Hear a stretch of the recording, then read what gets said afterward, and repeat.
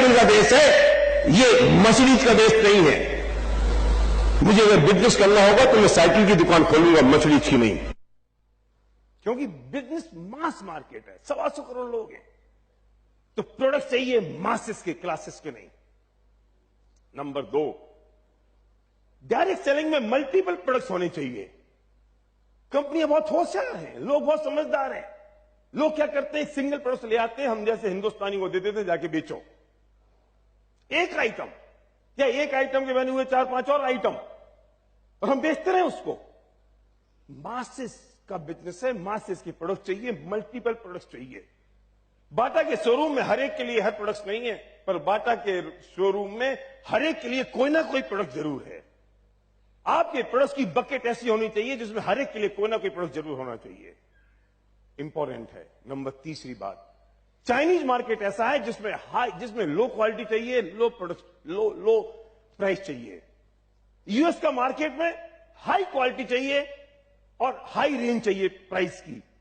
हिंदुस्तानी बहुत कम वक्त है, इसको प्राइस चाहिए लो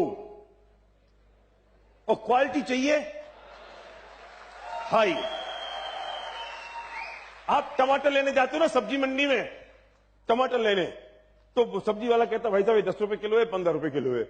आपका हाथ कहां जाता है? 15 पे। और उससे क्या कहते हो, 10 में नहीं देगा। चाहिए तो ये वाला है, पर चाहिए 10 में। प्रोडक्ट्स ऐसे होने चाहिए जिसकी क्वालिटी फैंटास्टिक हो पर प्राइस रीजनेबल हो, क्योंकि हिंदुस्तानी के पास पैसा नहीं है और इस खर्च करना भी नहीं है। Next point, sales and marketing plan कैसा चाहिए? एक बात याद रखना, डायरेक्ट सेलिंग में लीडरशिप ऊपर से नीचे आती है और पैसा नीचे से ऊपर जाता है। नियम है ये। बाल्टी में पानी ऊपर से डलता है और कुएं में झड़ नीचे से आती है। बाल्टी का पानी खत्म हो जाता है, कुएं का पानी कभी खत्म नहीं होता। झड़ बोलते हैं उसको, झड़। अगर पैसा नीचे से ऊपर आ रहा है और नीचे जो बॉटम लेयर पे जो लोग हैं, जो उन्होंने आज ज्वाइन किया, कल ज्वाइन किया, 1 महीने पहले ज्वाइन किया, उनके पास कितना पैसा आ रहा है? इंपॉर्टेंट है कि उनके पास पैसा जल्दी से आना चाहिए और आसानी से आना चाहिए। 2 बातें याद रखना, जल्दी और आसानी। जल्दी से आए और आसानी से आए। सेल्स एंड मार्केटिंग प्लान ऐसा हो जिसमें बॉटम लेयर पे जो लोग हैं उनके पास पैसा जल्दी से आए और आसानी से आए। अगर उनके पास आता है तो इस आदमी के पास अगर 20 से 30 हजार रुपए की इनकम आई जल्दी से और आसानी से, तो क्या होगा? इसके नीचे तुरंत कोई आदमी आएगा, फिर उसके बाद जल्दी से और आसानी से 20 से 30 हजार की इनकम आएगी, इसके बाद 40 से 50 आएगी, फिर किसी बार 20 से 30 आएगी, इसके बाद 40 से 50, इसके बाद 60 से 70 आएगी, फिर कोई आएगा 20 से 30 वाला, इसकी लाख रुपए की इनकम होगी। 20 से 30 हजार रुपए कमाने वाले लोग कितनी जल्दी से और कितनी आसानी से आपके बिजनेस में आ रहे हैं। ऐसा सेल्स एंड मार्केटिंग प्लान होना चाहिए। बाइनरी, ट्राइनरी, साइनरी, ये वो दुनिया भर की पंचायतों में बैलेंस बनाते रहो पूरी जिंदगी भर, और एक गाजर लटकती हुई रह जाएगी कि कभी तो पैसा आएगा,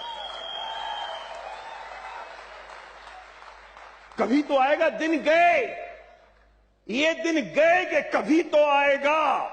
अभी चाहिए, 90 दिन के अंदर चाहिए, तुरंत चाहिए। 20 से 30 हजार की इनकम जल्दी से और आसानी से होनी चाहिए। कब तक इंतजार कराओगे? अब कब तक? बहुत दिन बीत गए। और इंपॉर्टेंट पॉइंट, गोरे कमाने नहीं देंगे, समझ लेना, समझ लेना। बातें इतनी मीठी करेंगे कि तुम अपने आप को लुटा बैठोगे, कमाने तो नहीं देंगे।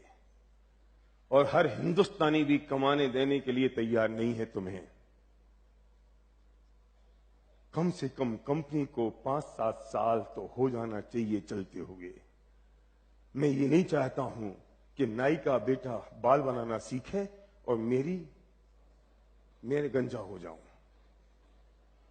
नाई का बेटा तो बाल बनाना सीख रहा है और मेरे सिर पे सीखेगा तो मैं गंजा हो जाऊंगा। किसी और पे सीख के आ जा बेटा, कहीं और सीख के आओ, क्योंकि मेरे बाल बहुत कम हैं। मैं उनकी बात नहीं कर रहा हूं जो ऑलरेडी गंजे हैं। अरे मेरे बाल बहुत कम हैं, उम्र बहुत कम बची है, ज्यादा नहीं है। तो मैं टेस्ट एंड ट्रायल में नहीं लगा सकता। अरे 5-7 साल किसी कंपनी को हो जाए तो तजुर्बा हो जाता है उसके पास, सारे क्रंचेज खत्म हो जाते हैं, एस्टेब्लिशमेंट की लफड़े खत्म हो जाते हैं, लॉजिस्टिक की प्रॉब्लम खत्म है, प्रोडक्ट्स की झंझट खत्म, साइकिल खत्म, झंझट झगड़े जितने होते हैं सब निपट जाते हैं और कंपनी एस्टेब्लिश हो जाती है। किसी गाड़ी को धक्का लगाने से अच्छा है कि किसी चलती हुई गाड़ी में चढ़ जाओ। तुम्हें पता नहीं जिसने अभी शुरुआत करी है उसका कल का प्लान क्या है। तुम्हें नहीं पता जिसने आज बिजनेस की शुरुआत करी है वो 1 साल बाद क्या प्लानिंग से आया है और क्या करेगा। 5-7 साल 10 साल तो कंपनी से हो जाए कम से कम, तब मैं सोचूं कि मुझे उसके साथ बिजनेस बिल्ड करना है या नहीं। नेक्स्ट पॉइंट, कंपनी चलाने वालों के पास तजुर्बा तो हो। 5-7 साल में, 8 साल 10 साल में आपको उनकी इंटेंशन पता चल जाती है, उनका तौर तरीका पता चल जाता है, उनकी वर्किंग स्टाइल पता चल जाती है और आप निश्चिंत होकर अपनी पीढ़ियों के लिए बिजनेस को बिल्ड कर सकते हो। सोचो जरा, एक और इंपॉर्टेंट पॉइंट, इंटेंशन क्या है उस मैनेजमेंट का। छोटी मोटी बातों की बात मत करना कि मैंने प्रोडक्ट्स का ऑर्डर आज किया था और 2 दिन हो गए मुझे प्रोडक्ट्स की डिलीवरी नहीं मिली। इसके लिए बिजनेस में आए हो तुम। मैं क्या करूं, मैंने लिपस्टिक मांगी थी मुझे लिपस्टिक नहीं मिली, तो क्या हो गया? लिपस्टिक बिना बिजनेस नहीं होगा तुम्हारा। इंटेंशन क्या है? मैनेजमेंट का इंटेंशन तुम्हें पैसे बांटना है या तुम्हारी जेब से पैसे निकालना है, डायरेक्ट सेलिंग नहीं, समझना जरूरी है। ये बात अगर तुमने समझ ली और हिंदुस्तानी कंपनी हो, एक इंडियन कंपनी हो जिसका ग्लोबल विजन हो। अभी तक तो गोरे हिंदुस्तान में आए और सारा पैसा पूरी दुनिया का उन गोरों के पास में गया जहां से कंपनी ओरिजिन थी। लेकिन कोई एक कंपनी ऐसी हो जिस इंडियन कंपनी हो और जिसका ग्लोबल विजन हो। अरे मजा तो तब आएगा जब गोरे अपने अपने देशों में नहाएंगे और हम काले कलुटों के घर में पैसा आएगा।